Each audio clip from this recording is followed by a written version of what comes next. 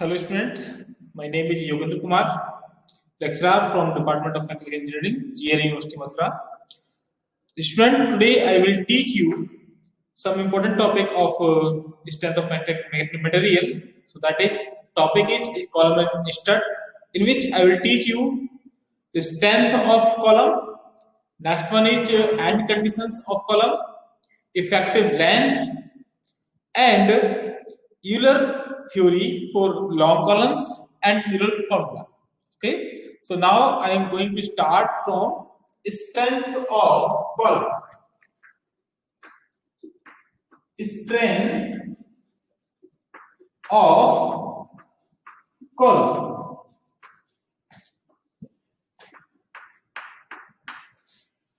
Strength of every column.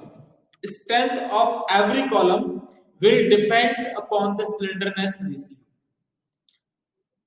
किसी भी column की स्ट्रेंथ जो होगी वो स्लेंडरनेस रेशियो पे डिपेंड करती है. If slenderness ratio is increased, यदि आपका स्लेंडरनेस रेशियो इंक्रीज्ड होगा तो क्या होगा, कंप्रेसिव स्ट्रेंथ जो होगी इट विल डिक्रीज. एंड यदि कंप्रेसिव स्ट्रेंथ आपकी डिक्रीज हुई then your column will buckle. ठीक है, यदि मेरा कोई कॉलम है ना, हम लोगों ने भी कॉलम पढ़े थे. There are three types of column. Number one is short column. Short column, ठीक है, ये मेरा मान लीजिए शॉर्ट कॉलम हो गया. Short column. Number two medium column. Medium column.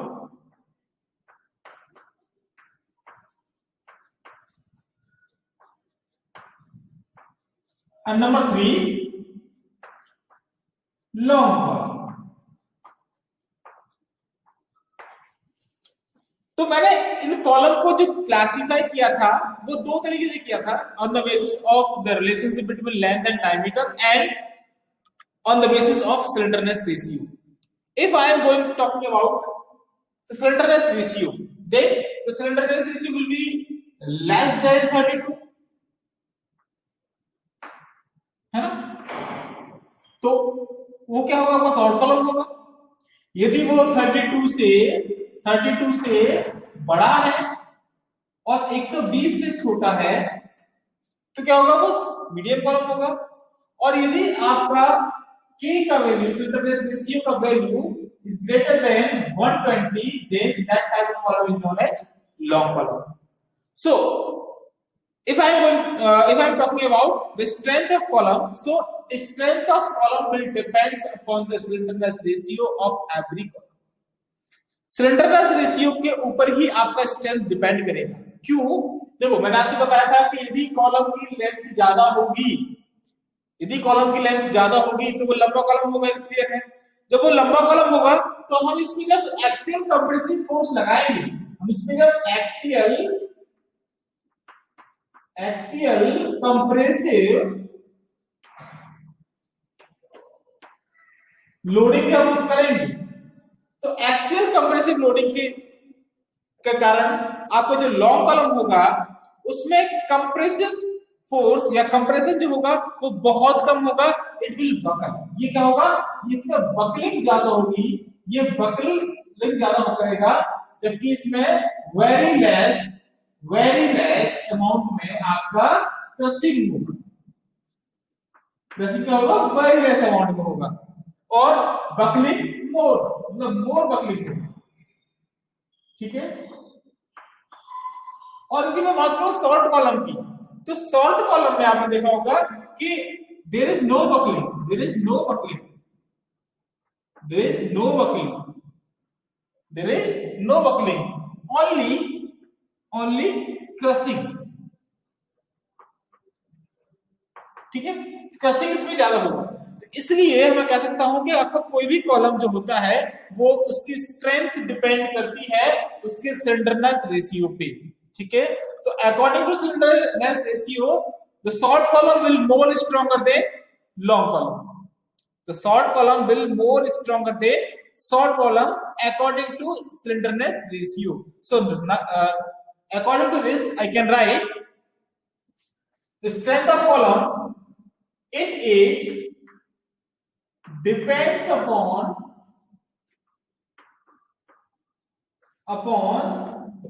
the slenderness ratio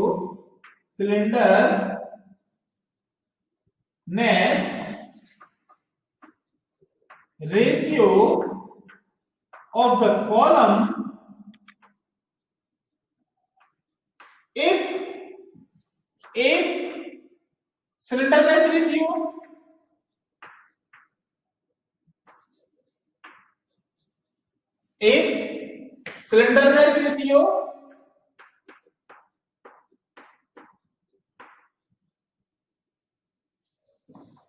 slenderness ratio के की जो वैल्यू है यदि इंक्रीज्ड होती है then strength will be decreased.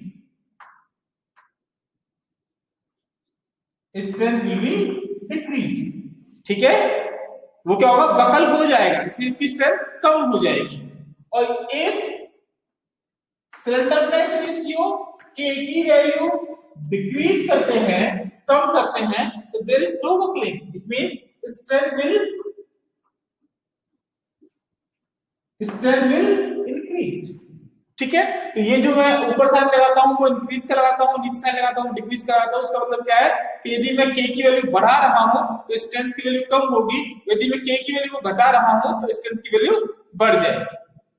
ठीक है, तो यहां डायग्राम देख सकते हो आप कि जो बड़ा कॉलम है उसका स्लेंडरनेस रेशियो ज्यादा है, तो इसका मतलब क्या वहां क्या हो रहा है, वहां क्रशिंग जीरो मतलब बहुत कम हो रही है, बकलिंग ज्यादा हो रही है, फेल वो बकलिंग में ज्यादा हो।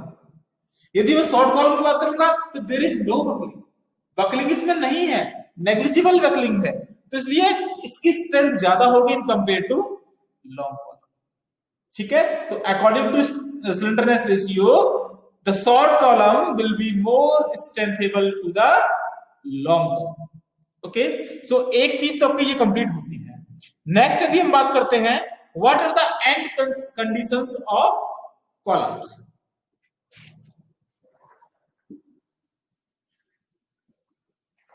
What are the end conditions of column, पहले मैं बता देता हूं, उसके बाद थोड़ा सा इस पे हम बात करेंगे एंड कंडीशंस पे।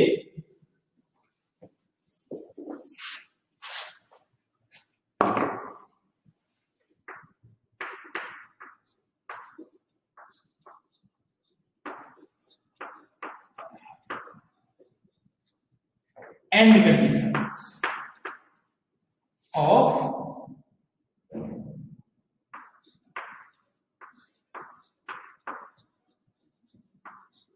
columns।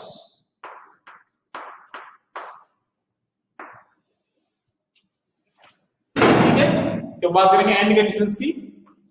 तो and conditions means the end conditions of loaded column. इसका मतलब ये है कि यदि मैं किसी आपका जो कॉलम है उस पर लोडिंग करता हूं तो लोडिंग करते टाइम उसकी जो एंड्स हैं, है ना, उसके दो एंड होंगे, तो कोई भी कॉलम आपका हुआ तो दो एंड होंगे। यदि मान लीजिए कि एक आपका ये कॉलम है, आपका ये मान लीजिए कि कॉलम है, ठीक है, तो इसके दो एंड है, एक और एंड ये है, एक एंड ये है। तो इन एंड की कंडीशंस क्या है, ये कैसे अपना किसी स्ट्रक्चर से जुड़े हुए हैं। ठीक है, इसका मतलब क्या होता है, the connection of ends, connection of ends of column with the structure. तो जब आप स्ट्रक्चर बनाओगे उस स्ट्रक्चर के साथ आपके एंड्स का कैसा कनेक्शन है। ठीक है, so there are four types of connection, number 1 2 3 and 4, A B C D मैंने लिख दिया यहां पर। तो नंबर ए आपका है बोथ एंड्स हिंज्ड और पिन्ड, बोथ एंड्स हिंज्ड और पिन्ड। यदि मैं इन दोनों एंड को हिंज जॉइंट से कनेक्ट करता हूं, ठीक है, यहां मैं ये हिंज जॉइंट लगाता हूं, इस हिंज को क्या बोलते हैं, पिन जॉइंट भी बोलते हैं, इसे हम हिंज करते हैं, ठीक है। और इसे मैं ऊपर वाले कॉर्नर को, ऊपर वाले एंड को भी हिंज करता हूं, हिंज या कहूं से पिन, ठीक है। एक कनेक्शन तो आपका ये होता है। दूसरा आपका होता है both ends fixed, both ends fixed,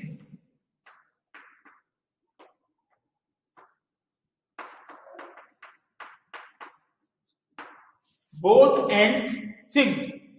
यदि ये मेरा कॉलम है, ये मेरा ए पार्ट इधर से बी पार्ट के सामने यहां पर, यदि मैंने यहां पर इसे फिक्स कर दिया और मैंने यहां भी इसे फिक्स कर दिया, तो इसका मतलब क्या हुआ, ये मैंने यहां फिक्स किया हुआ है और ये भी मैंने यहां फिक्स किया हुआ है, तो ये आपका फिगर नंबर 3 बन गया, बोथ एंड फिक्स्ड, दोनों एंड मैंने यहां फिक्स कर दिया। नंबर 3, वन एंड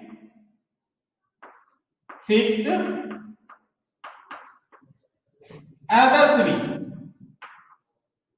another 3, एक एंड फिक्स्ड है और दूसरा एंड आपका फ्री।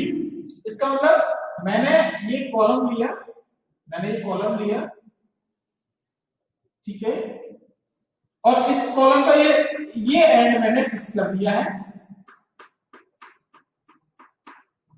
और ये वाला फ्री है, इसको मैंने कोई भी जॉइंट नहीं किया, ये कैसा है, फ्री है, ओके, ये कैसा है, फ्री है।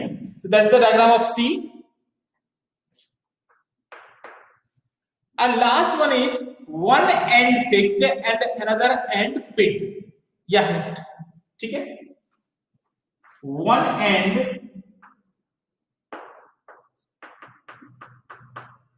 fixed, another hinged,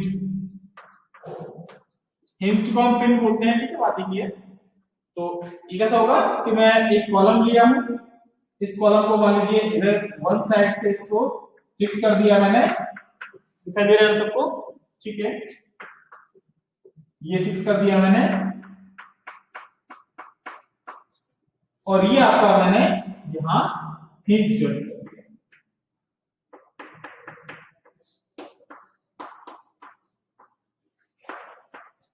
okay.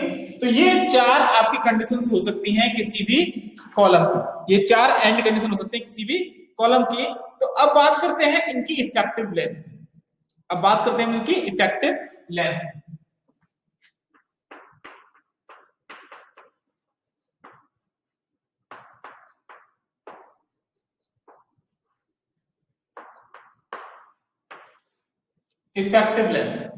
effective length of column,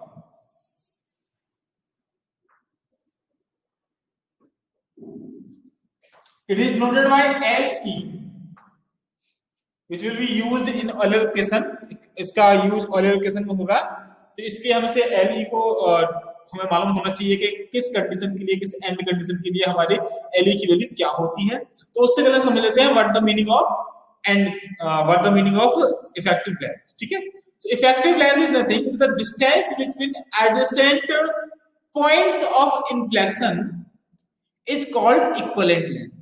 यदि मैं इस पर जब लोडिंग करूंगा तो लोडिंग करते टाइम इसमें जो बकलिंग होगी या जो चेंज आएगा,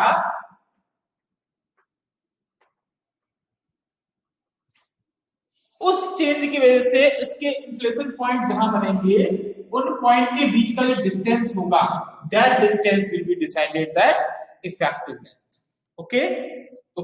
सो it is the distance between the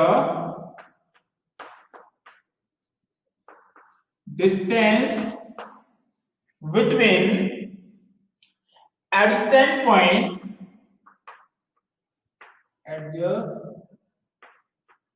Saint points of inflation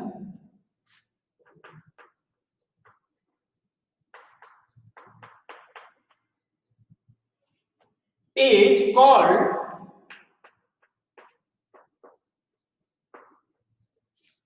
effective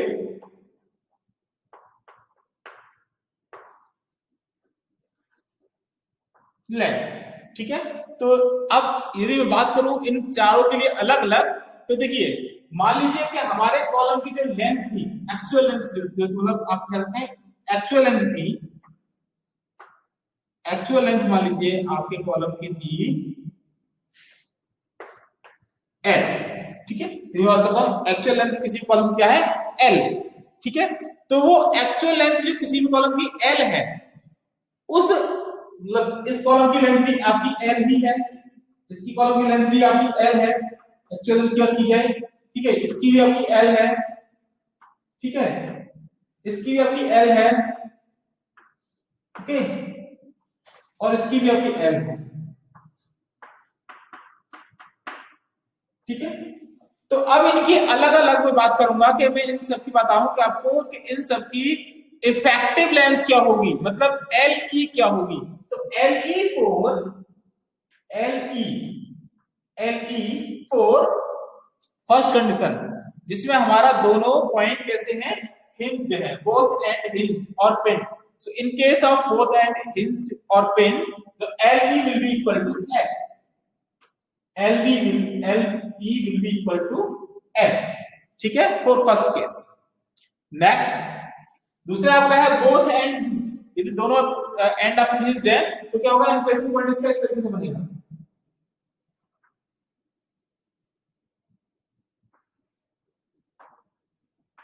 तो ये जो आपकी LE निकल के आएगी यहां से, वो LE आपकी जो होगी, LE वो आपकी लगभग 1/2 L के इक्वल होगी। LE will be equal to 1/2 L। ठीक है, तीसरा आपका है one end fixed and another and free. यदि हम इसका बनाएंगे तो ये आपका निकल के आता है LE equal to twice of L, twice of actual. ये आपका LE इक्वल टू होगा 2L। ठीक है, and last one is that one end fixed another end hinged. तो ये आपका होता है LE equal to 1/√2 into L, या इसे आप 0.7L भी बोल सकते हो। ठीक है, इसे आप 0.7L भी बोल सकते हो। सो स्टूडेंट्स, ये आपको शायद क्लियर हो गया होगा कि एंड कंडीशंस के अकॉर्डिंग उसकी जो आपकी इफेक्टिव लेंथ होगी वो क्या क्या होगी। मैं दोबारा से आपको रिपीट कर देता हूं। For in case of first condition, if both end are hinged, then LE will be equal to L। Okay, next case, if both are and fixed, then LE equal to 0.5L या half L। Okay, and next third condition, if one end is fixed and another end is free, then LE will be equal to twice of L। and last condition is in first end is fixed and another end is hinged, then LE will be equal to 1/√2 into L। Okay, इस 1/√2 into L को आप क्या समझ सकते हो, 0.7L भी लिख सकते हो। ठीक है, 0.7L भी लिख सकते हो, या 0.699L भी कहीं लिखा हुआ होता है। तो ये 0.6L लिखा जाए या 0.699L लिखा जाए, तो ये तीनों कंडीशन आपकी सही है। ये भी सही है, ये भी सही और ये भी सही है। तो यहाँ तो डाउट है नहीं, ये तो ट्वाइस ही होगा, ये 1/2 को 0.5 हो सकता है, तो ये L इक्वल। ओके स्टूडेंट, तो ये आपका हुआ एंड कंडीशंस। तो अब on the basis of and condition हम बात करेंगे यूलर थ्योरी की। Okay, Euler theory for long column और लॉन्ग कॉलम। ओके, तो मैं इसे इरेज करता हूं फिलहाल, इसके इनको एंड कंडीशंस को नहीं मिटाऊंगा क्योंकि ये हमारे लिए काम आएंगे। अभी यूलर थ्योरी में इसी का यूज होना है, क्योंकि हमारा फॉर्मूला है यूलर का, उस फॉर्मूले में इसको एंड कंडीशंस के अकॉर्डिंग अपना फॉर्मूला क्रिएट करना है और इसकी अलग अलग वैल्यू आपको फाइंड करनी है, ठीक है।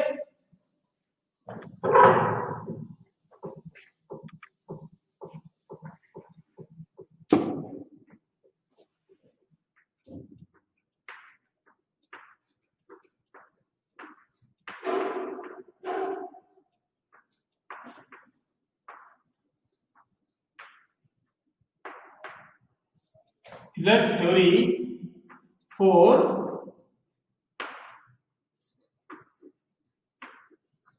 long column.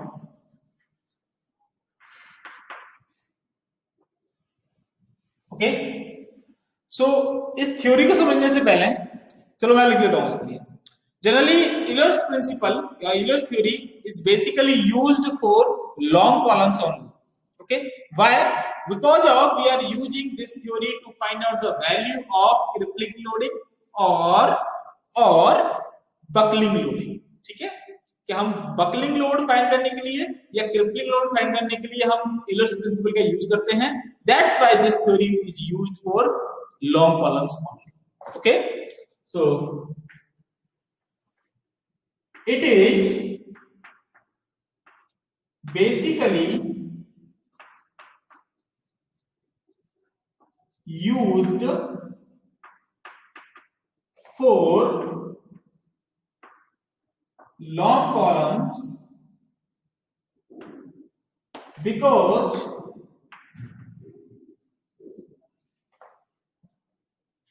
we are using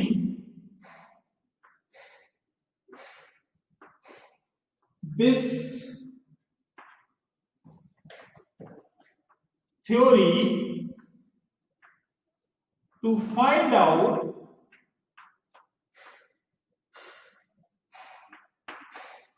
the value of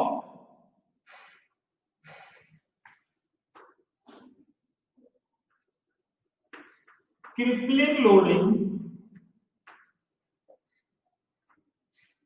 crippling load or buckling load.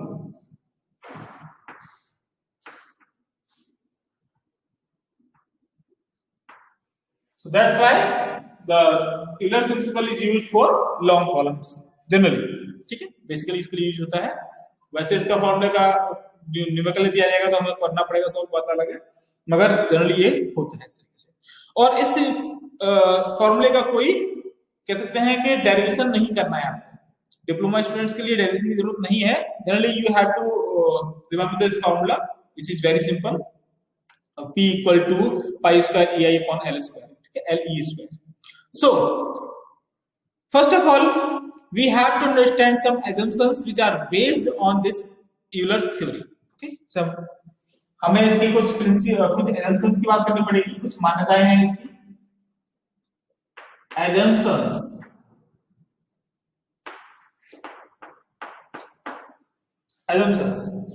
ठीक है। जब मैं बात करूंगा assumptions की तो सबसे पहले आप याद रखिए कि सबसे पहला हमारा assumption ये होता है कि there is no permanent change, there is no permanent change in dimensions। ठीक है, यदि हम बात करें इनिशियली हम कोई इसमें कॉलम की बात कर रहे हैं तो the column is initially straight end of uniform lateral dimensions. ठीक है, initially number 1 is initially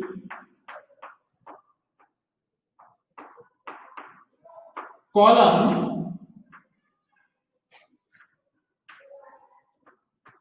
will straight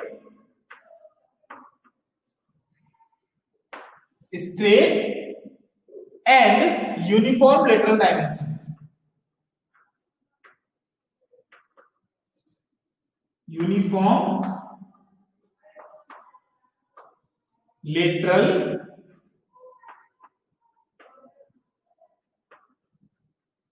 dimensions. Okay, तो हम यदि बात करें शुरुआत में कॉलम की तो हमारा कॉलम जो है उसकी डायमेंशंस जो है आपकी फिक्स रहनी चाहिए, कह सकते हैं उसमें कोई चेंज ना हो। ठीक है, next the force, the applied application of force, the applied force या अप्लाइड लोड या load will be axial compressive, will be axial compressive। यदि मैं बात करूंगा कॉलम स्टेट की या कॉलम की, तो कॉलम में जब हम बात करेंगे यूलर प्रिंसिपल की, तो उसमें जो हमारा लोड हो वो हमेशा एक्सियल कंप्रेसिव लोड ही होना चाहिए। ठीक है, ये क्लियर है चीज। Third one is material should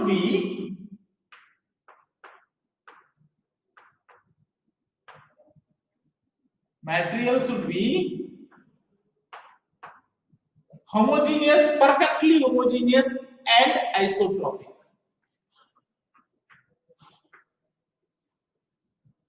perfectly homogeneous and isotropic। Okay, दिख रहा है सबको? Homogeneous and isotropic. ओके, लिख रहा है, कोई दिक्कत नहीं है, अभी दिखाई दे रहा है प्रॉपर्ली। ठीक है, एंड फोर्थ वन इज जब हमारा मटेरियल आइसोट्रोपिक है, जब हमारा मटेरियल होमोजीनियस है, तो याद रखिए कि हमारे एंड कंडीशंस जो होती हैं उनमें कोई फ्रिक्शन नहीं होना चाहिए। तो फ्रिक्शनलेस एंड कंडीशंस, फ्रिक्शनलेस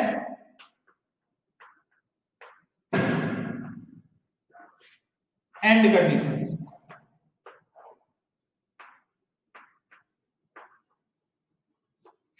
ठीक है, frictionless and conditions. And last but not least, इसका जो हम बात करते हैं कि कॉलम फेल होगा, तो वो कॉलम फेल अकेला बकलिंग में ही होना चाहिए। ठीक है, so last one is that the column fail by buckling alone, buckling only. Okay, the column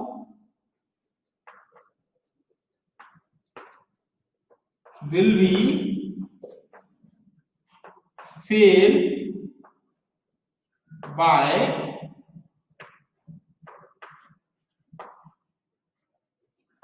buckling only. ठीक है, तो सिर्फ वो बकलिंग में ही आपको फेल होना चाहिए। वैसे इसके और भी हो सकते हैं कि इसकी प्रोपोर्शनल लिमिट को पार ना करे, it will not cross the proportional limit, cross को नॉट क्रॉस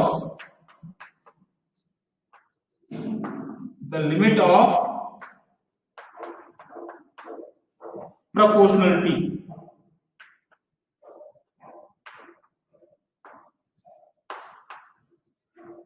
ओके, तो ये इसके क्या है, एजम्पशंस हैं। So according to these assumptions we have to analyse this type of columns by using Euler's theory और यूलर्स प्रिंसिपल्स। ओके, तो मैं बात करता हूं यूलर्स फार्मूला की। तो मैं इसे इरेज कर लेता हूं, आप एक बार इसका चाहो तो स्क्रीनशॉट ले लीजिए ताकि ये प्रॉपर्ली आपको पढ़ने के लिए मिल जाए और आप नोट्स भी प्रॉपर बना सकें। ठीक है, चलो तो मैं इसे अरेंज कर देता हूं, बात करते हैं यूलर्स प्रिंसिपल उसकी फॉर्मूले की।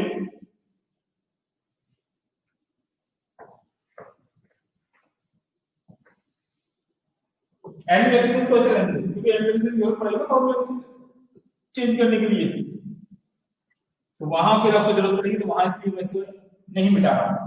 ठीक है,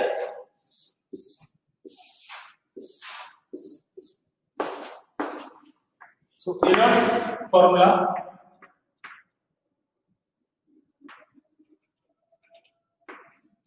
Euler's formula. The Euler's formula is used for calculating the critical load or buckling load of a column. The Euler's formula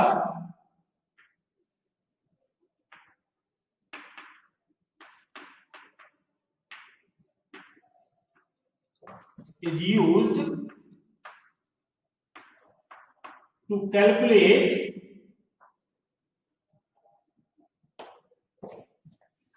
the critical load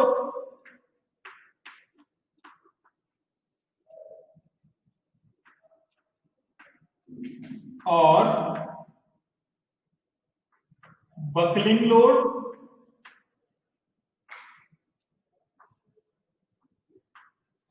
और क्रिपलिंग लोड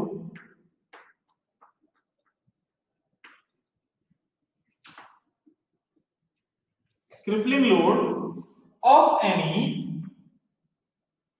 कॉलम। ठीक है, तो किसी कॉलम का क्रिपलिंग लोड, बकलिंग लोड और critical load find करने के लिए हम यूलर्स फॉर्मूले का यूज करते हैं। तो what is the Euler's formula? That is it is noted bye PE, crippling load, it is noted by PE equal to pi square EI upon LE square। Okay, ये हमारा फॉर्मूला होता है। Where, बता दूं आपको क्या क्या होता है इसमें। Where PE is critical load या बकलिंग लोड या क्रिपलिंग लोड बात ही है। ठीक है, पाई आपका कांस्टेंट हो गया, E इज यंग्स मॉडुलस,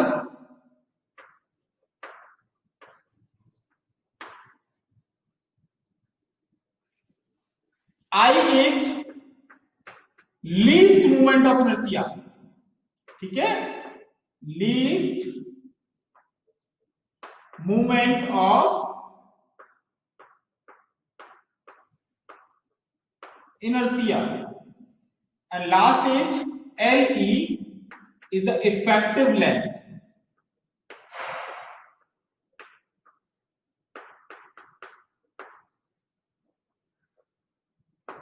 ठीक है, सो अब ये आपका जो यूलर्स फॉर्मूला है, ये क्रिटिकल लेंथ फॉर्मूला है। यूलर्स फॉर्मूला जो आपका है, ये अलग अलग डिफरेंट एंड कंडीशंस के लिए यूज किया जाता है। ठीक है, ये हमारे पास जो 4 एंड कंडीशंस हैं इनके लिए यूज किया जाता है।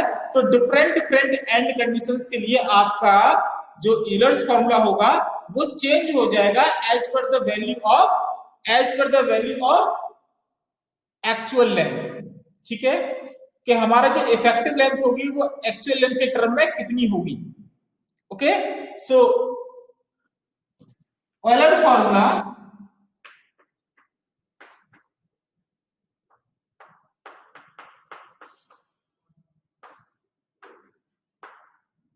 for different end conditions,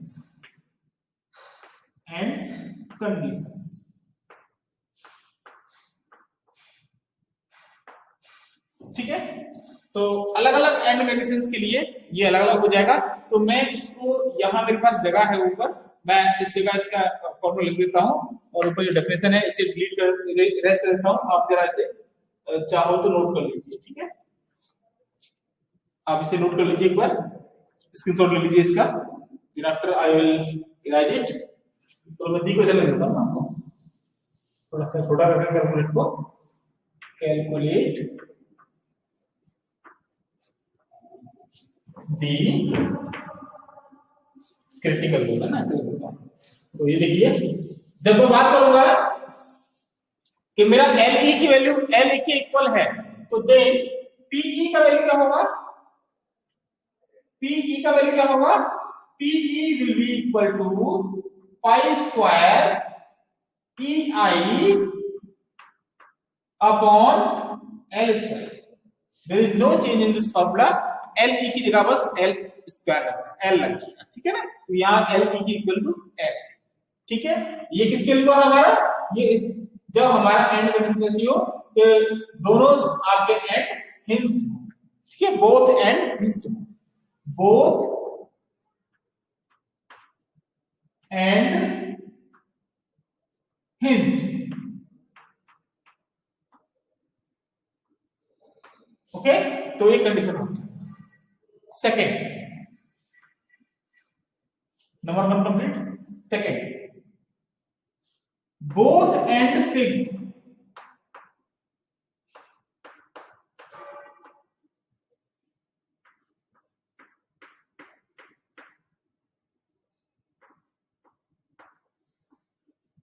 ठीक है, बोथ एंड फिक्स्ड यदि है आपके तो फॉर्मूला क्या हो जाएगा, PE will be equal to, यहां एल की जगह क्या हो जाएगा, एल बाई टू हो जाएगा, तो यहाँ पर क्या होगा एल स्क्वायर बाई टू करोगे इसको तो क्या होगा 4 आपको ऊपर आ जाएगा ना, यहाँ पर आ जाएगा 4 फाइव स्क्वायर ई आई अपॉन एल स्क्वायर। ठीक है, दिखाई दे रहा सबको properly. Next third one is that one and fix and another and free. एक एंड फिक्स है, दूसरा एंड फ्री है। वन एंड फिक्स्ड है, one fixed, other free, another free.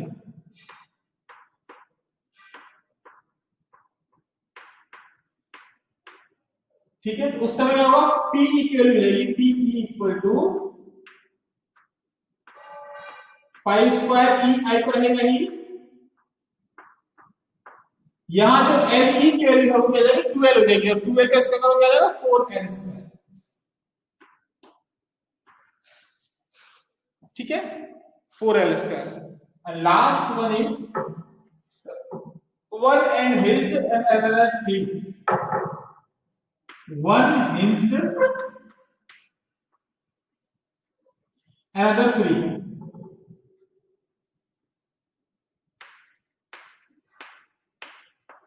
then PE will be equal to pi square EI, ये 2 ऊपर आ जाएगा, 2 pi square EI equal L square. ठीक है, 2 pi square EI equal L square. So that is the formula for different end conditions of Euler equation। Euler equation के लिए हमारा अलग-अलग end condition के लिए फॉर्मूला होता है, और इसी फॉर्मूले की हेल्प से हम अलग-अलग न्यूमेरिकल में अलग-अलग एंड कंडीशंस के लिए बड़े इजीली तरीके से अपना क्रिपलिंग लोडिंग या क्रिटिकल लोडिंग या बकलिंग लोडिंग फाइंड कर सकते हैं। ठीक है, so thank you everyone for this class.